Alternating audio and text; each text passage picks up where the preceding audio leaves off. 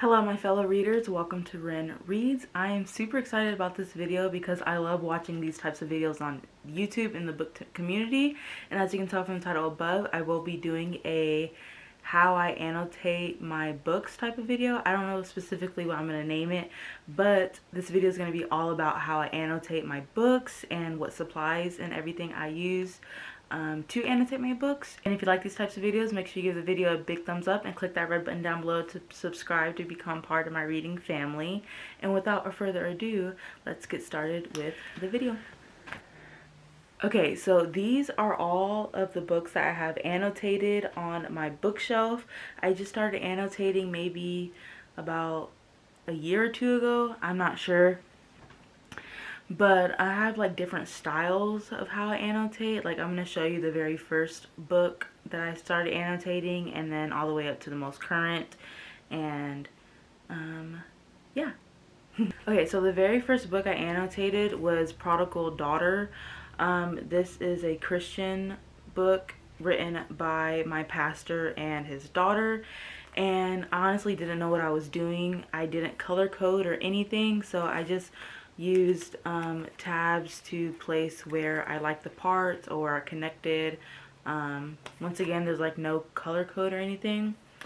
Actually, before I show you all my books that I annotated and what colors specify with each book, I'm going to show you all of the materials that I use.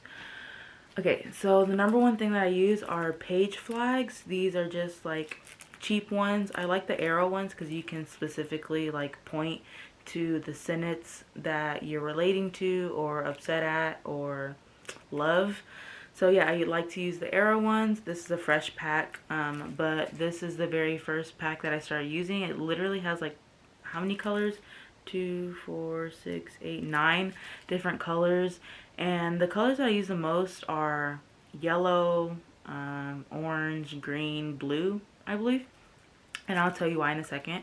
But yeah, this is the number one supply that I use for annotating. And you can get these like off of Amazon super cheap, like a 10 pack for like $5 or something. These are super cheap. And if I don't want to have page flags sticking out of the book, I use colored mini post-it notes.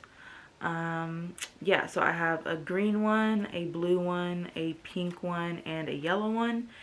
And sometimes I color code these according to like what I underline or whatever in the book. And I also use these if I don't want to like write in the actual book itself. I'll just stick these in and write on these instead. So yeah, these are cheap as well. Got them at Walmart.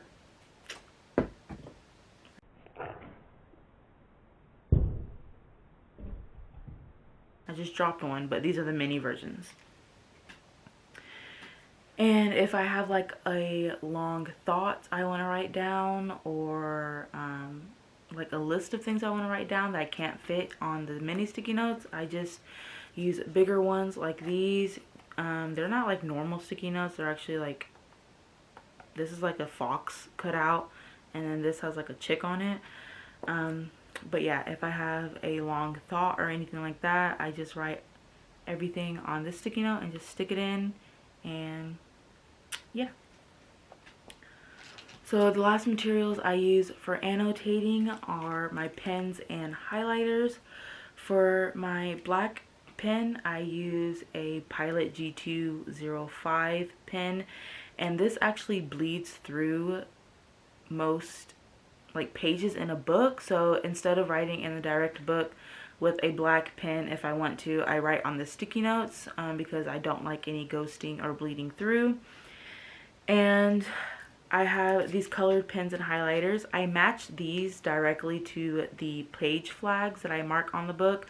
So for example, yellow is sometimes for my happy moments, and I'll coordinate that with like my pens and highlighters. Like I'll underline it with yellow and I'll highlight it, either or. So like I correspond the colors with the page flags, like I said. I keep dropping stuff. So with the pens, I use the Staedtler Tri Plus Fine Liner pens, and I have like multiple colors of these, but I will say with the darker colors, they kind of bleed through, but not really. They do more ghosting than bleeding, but So for pens, I use the Triplus Styler fine liners, and then for highlighters, I use the, what are these called? Zebra mild liners, and the pack of these are kind of expensive, but I think they work really good in books. I mostly use the lighter colors because with the darker colors they do bleed through a lot, so I tend to the pastel type ish colors. And yeah, once again, I correspond the highlighting to the page flags that I put in the book. So yeah, that's everything that I use for like my supplies when annotating. I literally have like a big bucket of pens, pencils, highlighters, markers, and I just use that.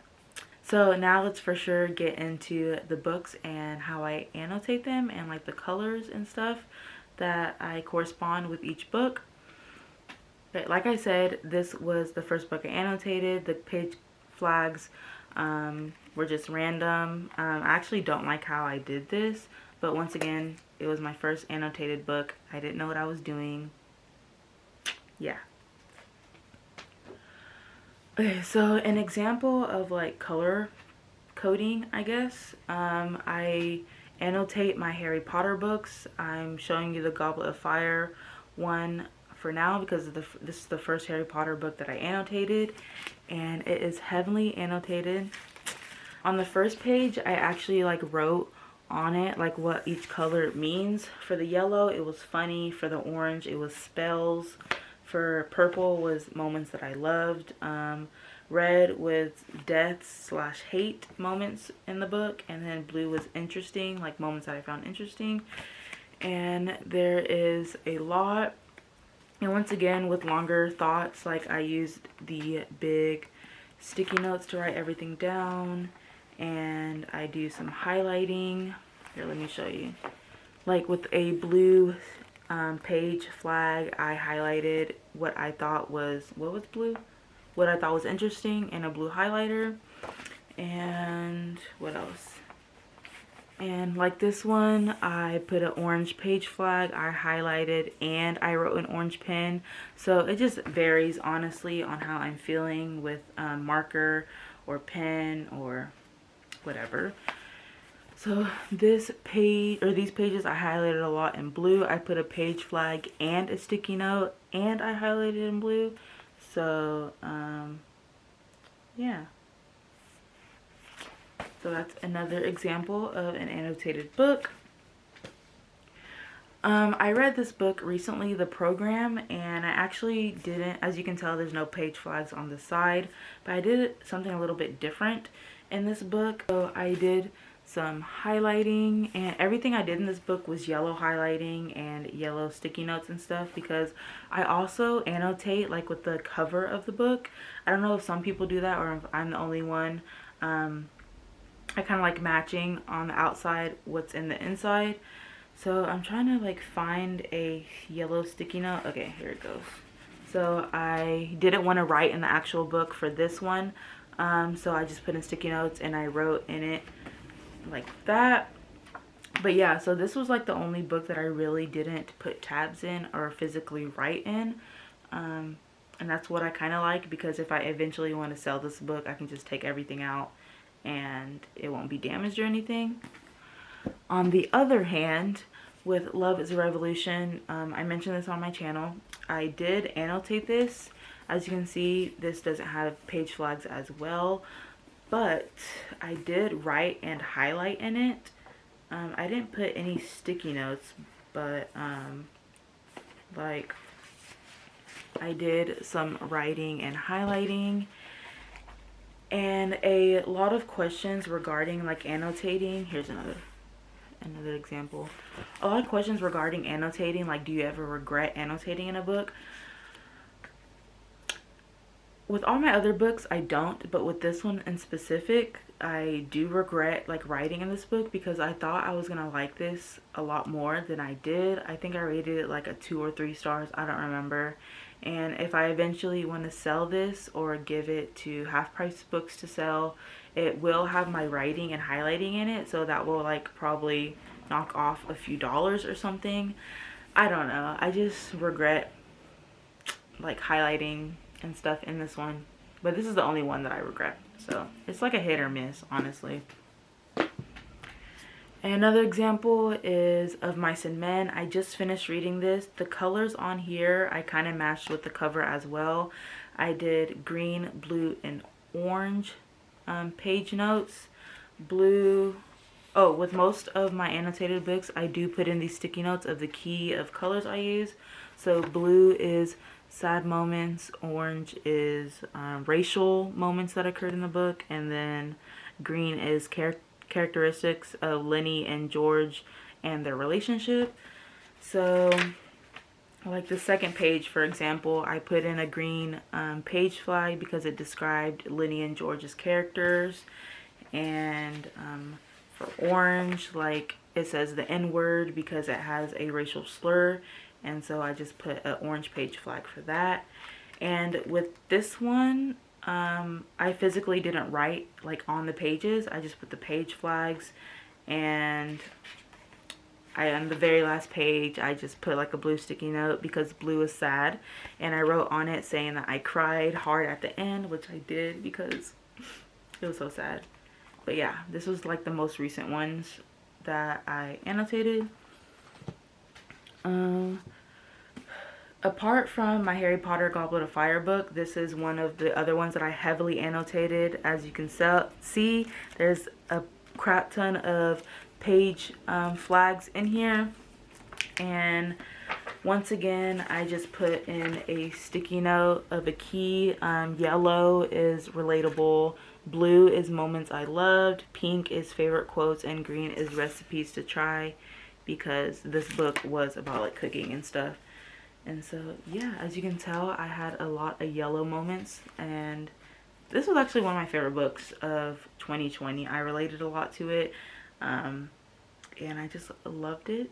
So that's why it's heavily filled with page tags. And the last book I'm going to show you that I'm annotating currently, because I'm still in the middle of, is Get a Life, Chloe Brown. And for this one, I kind of like chose page flags that match the cover, but like not really intentionally. So I have blue, green, and pink as my page colors, and I don't think I have a sticky note in here yet, but blue is for like things about the main character, Chloe, and then green is for, what is green for? Oh, green sticky notes are like backstories about her family that I didn't know. Like she has 2 sisters that it says, and like her family's rich and everything, so I just marked those with green. And then pink is for steamy moments, or like romance moments. This is a romance book, so I wanted to flag all the steamy and hot romance parts in this book. And yeah, I'm still currently on this one, and when I'm done, I'm gonna insert a sticky note in the beginning of the book to like for a key of all the colors that I use. And I don't think I'm writing in this book either. Oh no, I did. Okay, so like, oh, I forgot to say. So if I can't find like a specific category to page flag it, I will just like randomly underline stuff and just not even mark the pages. Here, I'll give you an example. Like this one, it doesn't have a page flag on it. I just like underlined some sentences, and that doesn't really have to do with any of the categories of blue, green, or purple. So yeah. So that is everything in my annotating world, how I annotate books. I hope that was kind of clear to you. I feel like it was kind of confusing, but I have a process for annotating, and you might have a different process of annotating. So yeah, just let me know down in the comments if you use any other materials, or if you annotate your books and how you annotate them. I think that would be very interesting, and we could compare how we annotate our own books. And yeah, I hope you enjoy this video. I like watching these types of videos on YouTube just because I like how different people annotate their different books. And yeah, I guess I'll see you on the next video.